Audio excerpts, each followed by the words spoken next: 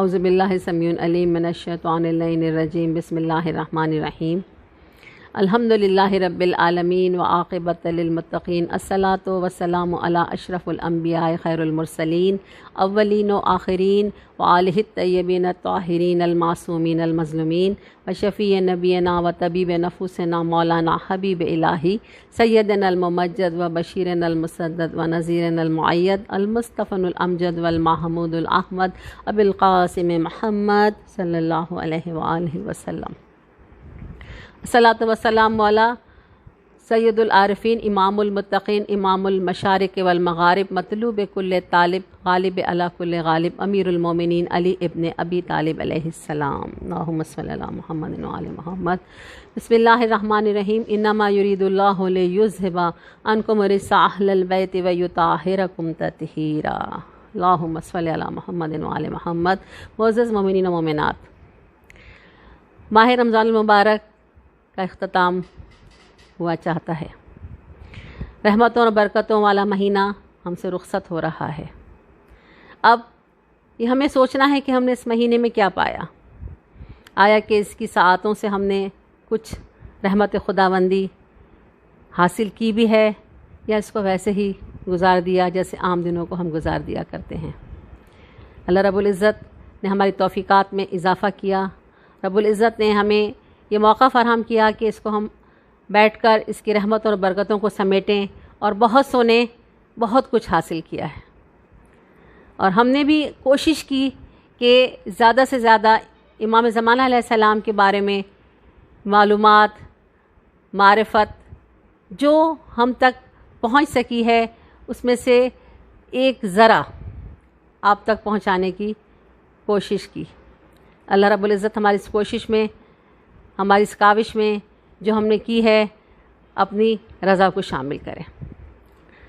معزز مومنین و مومنات، آج شب عید ہے، مبارک ساعتیں ہیں، خوشی کے لمحات ہیں، لیکن یہ جو عظیم رات ہمیں اس وقت مل رہی ہے، جس کے لیے ہمیں احادیث سے ملتا ہے کہ جناب رسالت مآب صلی اللہ علیہ وآلہ وسلم فرماتے ہیں کہ جو شخص شب عید عبادت میں بسر کرے، اس کا دل اس روز نہیں مرے گا جس دن کو خوف کی وجہ سے لوگوں کے دل مردہ ہوں گے۔ حضرت امام محمد باقر علیہ السلام فرماتے ہیں کہ میرے پدر بزرگوار یعنی امام زین العابدین علیہ السلام عید کی رات عبادت و نماز میں صبح تک مصروف رہتے تھے، اور تمام رات مسجد میں رہتے تھے، اور فرماتے تھے کہ اے فرزند، آج کی رات شب قدر سے کم نہیں ہے، یعنی شب پہلی شوال، شب قدر کے ساتھ تشبیہ دی ہے امام علیہ السلام نے۔ اور ہم اس رات میں اس کو چاند رات کہہ کر تمام وہ باتیں جو شرعاً جائز نہیں ہیں، بازار جا رہے ہیں، شاپنگ کر رہے ہیں، ہلا گلا ہو رہا ہے، یہ بھول جاتے ہیں جو پورا مہینہ ہم نے عبادت کی ہے، روزے رکھے، نمازیں پڑھی، ختم قرآن کیے، وہ سب کے سب ہم ایک ہی رات میں ضائع کر دیا کرتے ہیں۔ یہ رات عبادت کی رات ہے، یہ قبولیت نماز و روزے اور قرآن کی ختم کی رات ہے، یعنی اس رات میں جتنا ہو سکے عبادت کریں اور اللہ سے معافی طلب کریں کہ اب کیونکہ ظاہراً شیطان آزاد ہو رہا ہے، تو اللہ ہمیں اس کے شر سے اپنی پناہ میں رکھ، ہمیں اپنی حفظ و امان میں رکھ، ہمیں یہ گناہ کی طرف ہی دوبارہ آمادہ نہ کر سکے۔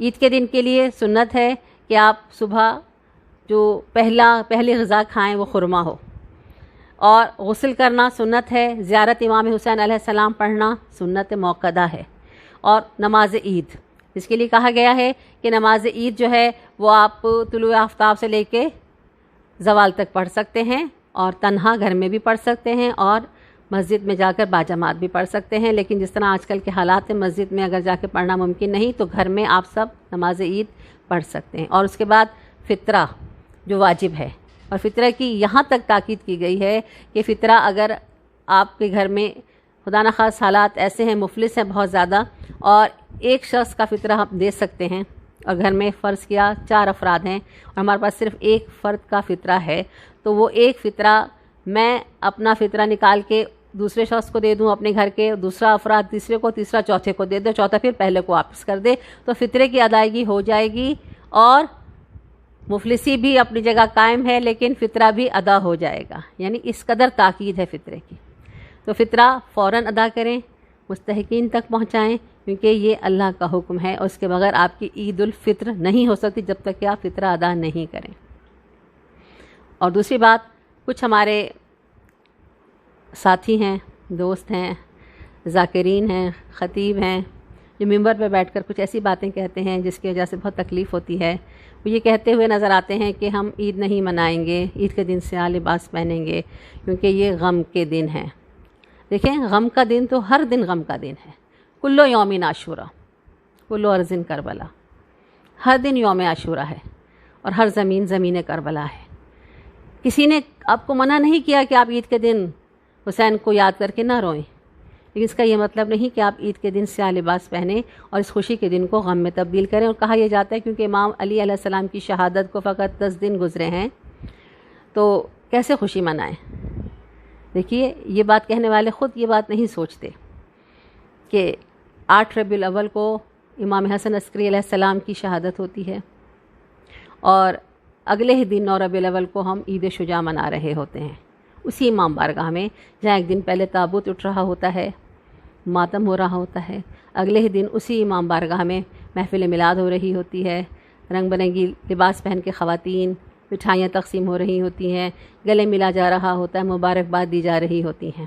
تو کہا جاتا ہے کہ تاج پوشی امام زمانہ ہے، بے شک عید شجاع ہے، عید زہرا ہے، بے شک، اور ہمیں منانی ہے، ہمیں خوشی ہے اور ہمیں مولا کا حکم ہے کہ مناؤ.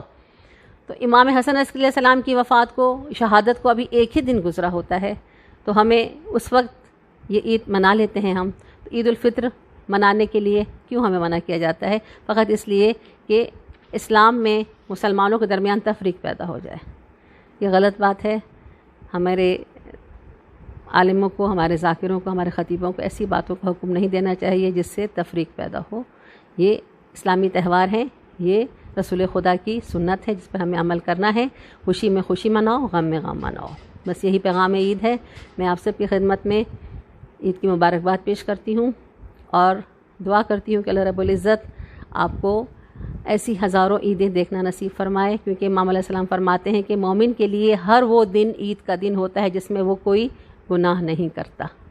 اللہ ہم کو ایسی عیدیں ہر روز نصیب فرمائے جس میں ہم کوئی گناہ نہ کریں، اور رب العزت ہماری اس کاوش کو اپنی بارگاہ میں قبول فرمائے. امام زمانہ علیہ السلام کی بارگاہ میں، تمام معصومین علیہ السلام کی بارگاہ میں اللہ رب العزت ہماری اس چھوٹی سی کاوش کو جو ہم نے معرفت امام زمانہ علیہ السلام کے سلسلے میں کرنے کی کوشش کی ہے، وہ کہ یہ کوشش ویسی کوشش ہے جیسے وہ چھوٹا سا پرندہ اپنی چونچ میں 1-2 قطرے پانی لے کے جا رہا ہے اور اس آگ کو بجھا رہا ہے جو نمرود نے دہکائی ہے حضرت ابراہیم علیہ السلام کو اس آگ میں پھینکنے کے لیے. تو کسی نے کہا کہ تیرے اس ایک چونچ میں بھرے ہوئے پانی سے کیا یہ آگ بجھ جائے گی؟ تو وہ یہ کہتا ہے کہ میں نے کوشش کی جتنا میں کر سکتا تھا، جتنی میری اوقات تھی. تو بس ہماری یہ کوشش فقط وہی 1 قطرہ پانی ہے جو ہم نے کی ہے. بس مولا اپنی بارگاہ میں اسے مقبول کر دے، مستجاب کر دے، اور ہماری اس کاوش کو رب العزت کی بارگاہ میں وہ مقام حاصل ہو جو رب ہمیں دینا چاہتا ہے. آمین یا رب العالمین. وما علینا الا البلاغ المبین. اللہم صلی علی محمد وآل محمد وعجل فرجہم اجمعین برحمتک یا ارحم الراحمین. مہدی